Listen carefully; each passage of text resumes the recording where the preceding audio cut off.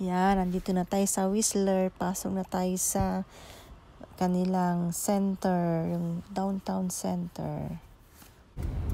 Whistler, British Columbia was originally called London Mountain because it's heavy fogs and rains.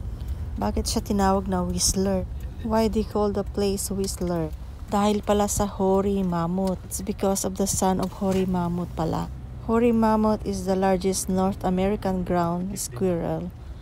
O kaya pala siya pinakamalaking squirrel sa North America. At siya ay nagkukos ng high pitch sound para warningan yung mga ibang kalahi niya na merong danger na parating. Yeah, they call it the Whistler because of the high pitch of the Hoary Mammoth. That causes high-pitched sound to warn other animals that there's a danger coming. Kaya pala tinawag na Whistler. Ang Whistler ay may dalawang malalaking bundok. It has two mountains that connected by the gondola or cable car. So if you want to go like to the mountain, you have to take the cable car. Mag-gondola kayo and then if you reach the top of the mountain, you can take another gondola to go to the other mountain again. Kaya siya tinawag na peak to peak kasi it's the world's largest or highest and longest lift system. So, mag-park muna tayo dito. Pasok tayo dyan. Tayo magpa-park. So, ang parking ay lot 1, lot 2, at lot 3. At ang parking ay may bayad per hour or the whole day. Yan yung machine na magbabayad ka, kuha ka ng ticket. You can pay by ticket or by phone. Yan. After 5 p.m. Pero illegal ang parking. Mag-stay overnight or matulog sa roadside or sa parking lot. You will be fined $100 per night. So it's illegal to sleep inside your car or park 24 hours in the parking lot. So maglakad-lakad tayo sa oras na ito sa Whistler. Yan, dahil meron tayong time habang tayo ay naghihintay ng check-in sa ating hotel ay maglakad-lakad muna tayo dito sa Whistler Blackcomb. Yan, ang ganda, di ba? Oh. May meditate upon the goodness of the Lord. Relax din pag may time. Feeling millionaire for 1 day. 2 days. Okay. Or 2 days. Okay, 2 days daw. Sobrang lamig. Ang lamig. Hindi namin inahasahan na ang lamig dito ay iba sa Vancouver. So, umakyat kami papuntang gondola yan. Yung gondola.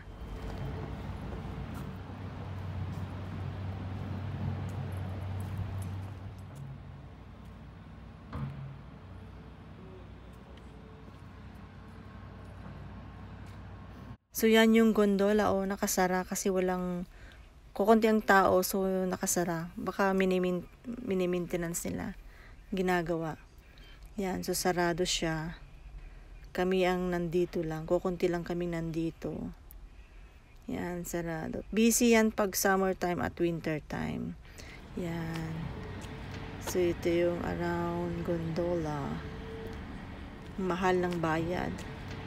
Yan. Nandito na kami sa Whistler Center. Ito yung parang center nila.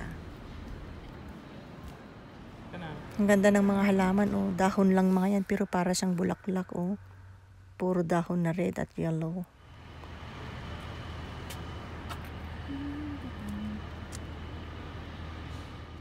So, ang ganda ng mga dahon nila dito, colorful. Yan ang maple leaves. Pag falls, ang ganda, di ba? Ang ganda-ganda ng mga dahon.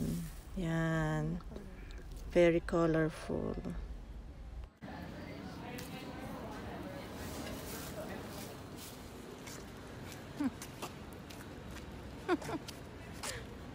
Solo date. Dalawa lang muna kami ngayon. Naiwan yung aming anak sa bahay. So, date muna habang wala yung anak. Feeling newlywed daw, sabi nila Kai.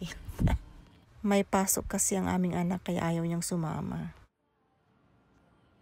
So, nakapunta uli kami sa gondola. Yan, kasi umiikot-ikot lang yung yan yung papuntang taas, peak to peak. Pagpunta mo doon sa bundok, sasakay ka ulit ng gondola papunta sa pinakatuktok ng bundok. It takes like, ang inurasan namin nun parang 45 minutes yata yung biyahe noon papuntang taas. So sa taas mayroong mga stores din dyan, restaurant. So siya ang pinaka highest at longest lift o gondola sa buong mundo. At siya ay kinoconnect niya ang dalawang mountains yan. Best for skiing and snowboarding in the winter and biking and hiking during summertime. It's best to go, the best time to go to Whistler is from June to August during summertime and between December to March during winter time para maraming snow. Famous ang Whistler because they held the 2010 Winter Olympic here.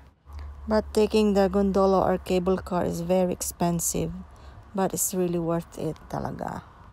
Binili pala ito ng American company. So after kaming naglakad-lakad ay kumain muna kami ng lunch sa aming sasakyan kasi maaga kaming nakarating, almost 1 o'clock pa lang. Nakarating na kami dito at ang check-in namin sa hotel ay 4 o'clock. So we had 3 hours more. So habang inihintay namin ay naglakad-lakad kami at kumain sa sasakyan ng lunch namin. Siyempre, Pinoy tayo, dala-dalang pagkain kahit saan ka pumunta. Dala-dala ang rice cooker, yan. Habang kumakain ay nanonood kami ng news. So, kain po tayo at thanks for watching. Like, subscribe, comment below, and God bless.